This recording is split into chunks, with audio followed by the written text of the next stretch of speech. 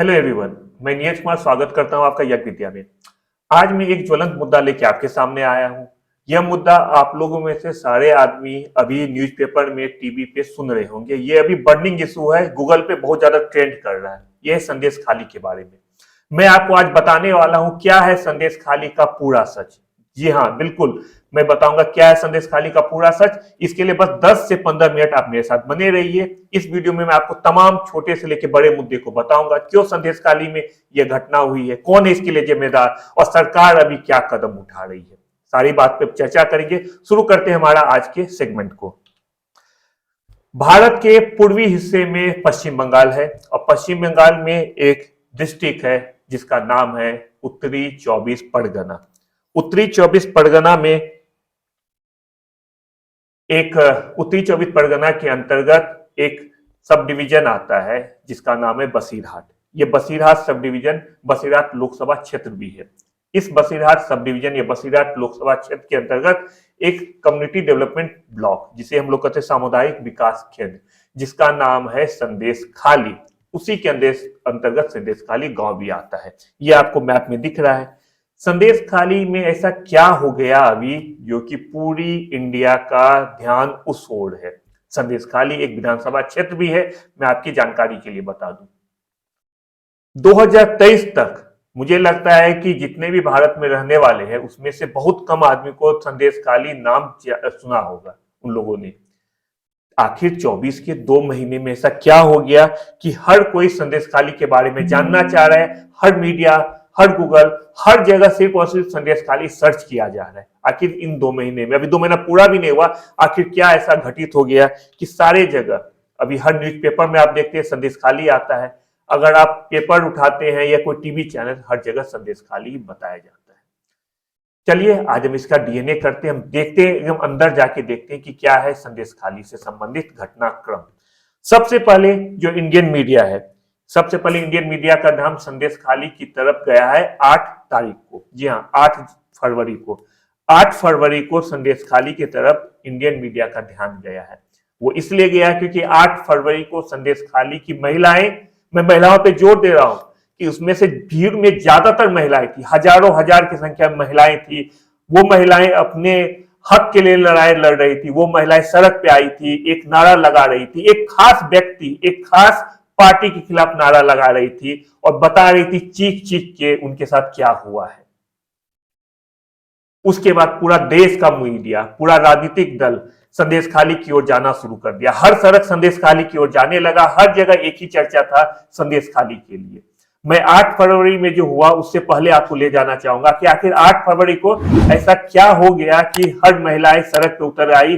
हाथों में झाड़ू था, हाथों में लाठी था और जबान पे एक ही चीज था कि मेरा हक मुझे वापस किया जाए, मेरा स्वाभिमान मुझे वापस लौटाया जाए। इससे पहले की घटनाओं की तरफ मैं आपका ध्यान ले जाना चाहूंगा और यह बताना चाहूंगा कि आखिर कैसे शुरू हुआ संदेश खाली विवाद। वो विवाद कब शुरू हुआ? 5 जनवरी का दिन है बच्चों। 5 जनवरी की वो ठंडी सुबह, इस साल की मैं बात कर रहा हूं। ईडी जाती है संदेश खाली। क्यों जाती है ईडी? वहां जाती है राशन वितरण घोटाले के आरोपी शाहजहां शेख से पूछताछ करने के लिए। वो ईडी की टीम पहुंचती है संदेश खाली गांव, लेकिन वहां पर प्रवर्तन निदेशालय के अधिकारियों को मारा जाता है, पीटा जाता है शाहजहां शेख के सपोर्टर के द्वारा और शाहजहां शेख फरार हो जाता है। ईडी के अधिकारी को काफी चोट लगता है और वो अभी भी उन लोगों में से इलाज चल रहा है उनका अस्पतालों में। आखिर 5 जनवरी को क्यों ऐसा हुआ? आखिर क्या राशन घोटाला है? इसकी तरफ मैं आपका ध्यान देना चाहूंगा, बताना चाहूंगा कि राशन घोटाला है क्या। जब कोविड का समय आया था बच्चों, कोविड समय की बात है। कोविड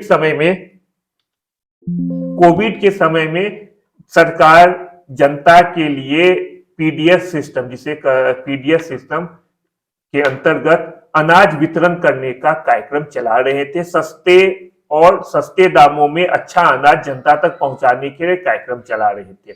उसी समय शाहजहां शेख और टीएमसी का जो उस विंग है उनके ऊपर आरोप लगाया गया कि ये पीडीएस सिस्टम में ये लोग घोटाला कर रहे हैं। और उस समय के गवर्नर, जिनका नाम है जगदीप धनखड़, और वर्तमान के उपराष्ट्रपति जी ने आरोप लगाया था कि बंगाल गवर्नर जगदीप धनखड़, मैं कोट कर रहा हूं बच्चों, हिंदुस्तान टाइम्स न्यूज़पेपर का ये कोट है, मैं आप लोगों को पढ़ के सुना रहा हूं। Bengal governor Jagdeep Dhankhar has claimed that supplies were not reaching the needy and the PDF has been hijacked by Trinamool Congress while the people are getting the food grains in lesser quantity and of poor quality। ये उस समय के governor Jagdeep Dhankhar जी का आरोप था तृणमूल के ऊपर।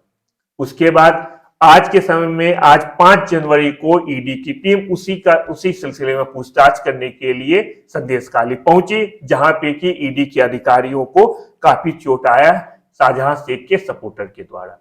तो 5 जनवरी को जो घटना हुआ उसके बाद शाहजहां शेख फरार हो जाता है, और फरार होने के बाद स्थानीय महिलाएं बड़ी संख्या में सामने आती है और अपने आरोप, उनके ऊपर जो आरोप लगा वो बताना शुरू करती है कि उनके झींगा फर्मों और जमीन को कब्जा कर लिया गया है शाहजहां शेख के लोगों के द्वारा।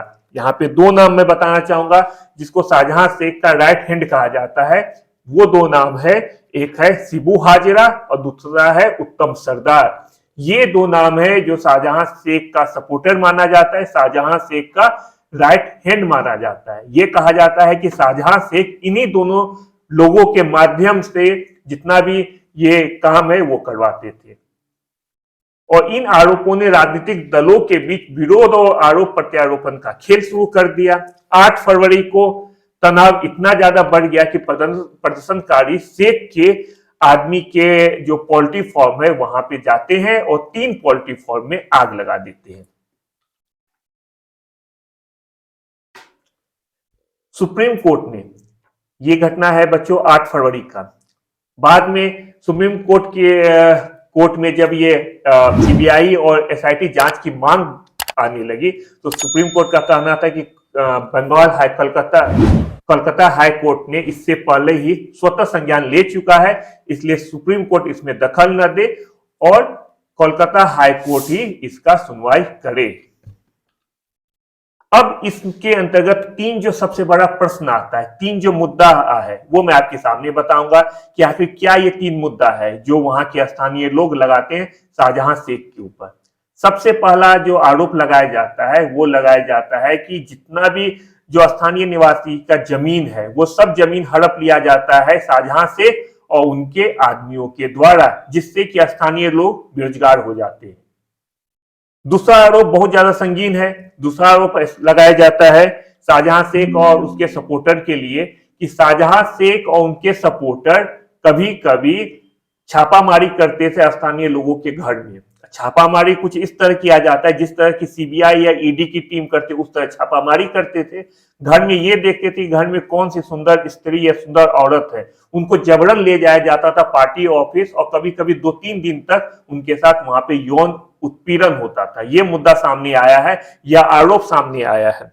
और एक तीसरा आरोप जो सामने आया है वो है शेख शाहजहां ने, उनके समर्थकों ने संदेश खाली में बहुत ज्यादा हत्याएं की हैं और इसके खिलाफ पुलिस ने बहुत बार एफआईआर भी दर्ज नहीं किया है।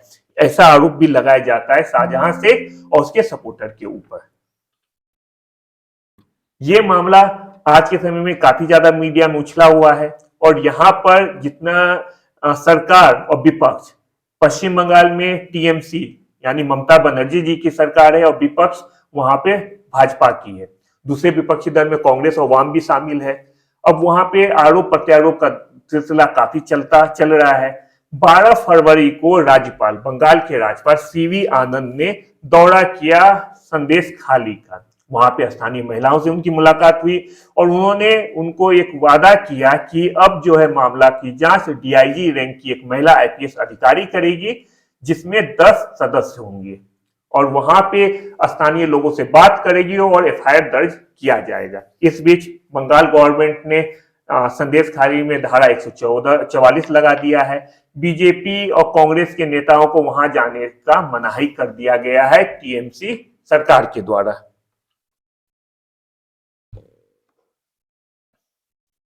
आज के समय में क्या स्थिति है? आज के समय में वहां पे जो पार्टी है अर्थात टीएमसी अर्थात ममता बनर्जी, वो हमलावर है बीजेपी के ऊपर और दूसरे दल के ऊपर, बीजेपी और दूसरे दल हमलावर है टीएमसी के ऊपर। ममता बनर्जी का कहना है, उन्होंने विधानसभा में 15 फरवरी को विधानसभा में कहा है ममता बनर्जी ने कि घटना में कोई भी व्यक्ति को बख्शा नहीं जाएगा, जिस व्यक्ति की गलती होगी उसको दंडित किया जाएगा। 18 फरवरी को बीरभूम जिले में एक कार्यक्रम के दौरान ममता बनर्जी ने कहा है कि बीजेपी पश्चिम बंगाल में अशांति पैदा करने का कोशिश कर रहा है और संदेश खाली में एक भी महिला ने एफआईआर अभी तक दर्ज नहीं करा है, ये कहना है ममता बनर्जी का। जबकि दूसरी ओर बीजेपी के एक शीर्ष नेत्री स्मृति ईरानी जी का कहना है कि जितना भी हिंदू महिलाओं के ऊपर अत्याचार हुआ है वो सब के लिए टीएमसी और ममता बनर्जी ही जिम्मेदार है। तो ये तो बच्चों आरोप प्रत्यारोप का सिलसिला हो गया। मेरा आप लोगों से कहना है, ये मेरा पूछना है सबसे कि ये जो आरोप प्रत्यारोप है ये तो अपनी जगह है, आखिर इस तरह की जघन्य घटना क्यों होती है? क्यों महिलाओं को सड़क पर उतरना पड़ता है अपने स्वामित्व को बचाने के लिए, अपना हक मांगने के लिए? क्यों सरकार पहले नहीं जागती है?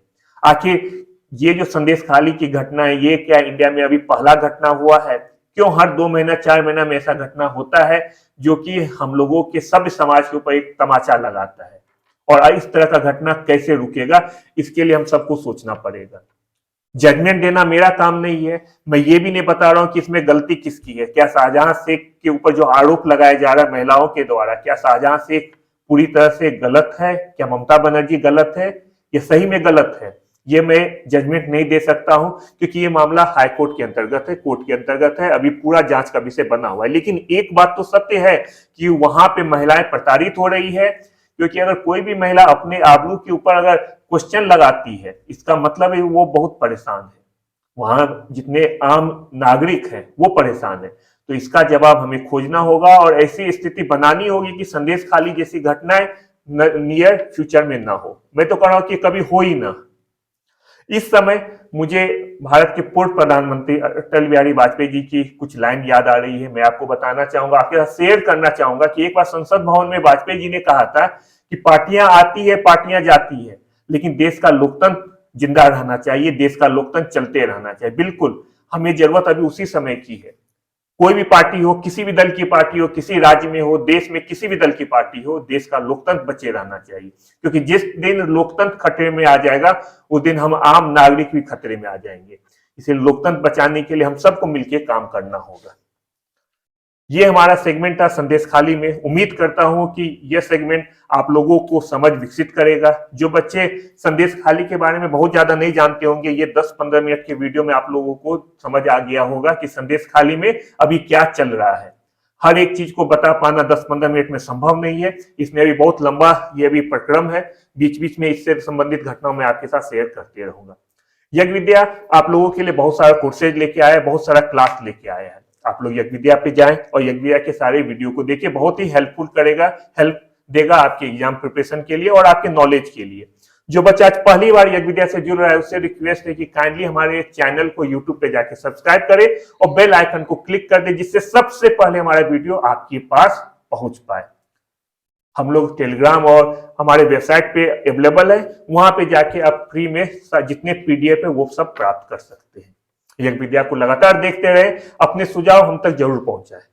कोई भी दिल में मनसा हो, सारे सोशल मीडिया पे हम लोग अवेलेबल है। आप अपने सुझाव दें, आप क्या चाहते हैं यज्ञ विद्या से हमें बताएं। अपना बहुत अच्छे से ख्याल रखें और देखते रहिए यज्ञ विद्या। जल्दी मिलते हैं नए वीडियो के साथ। Bye bye.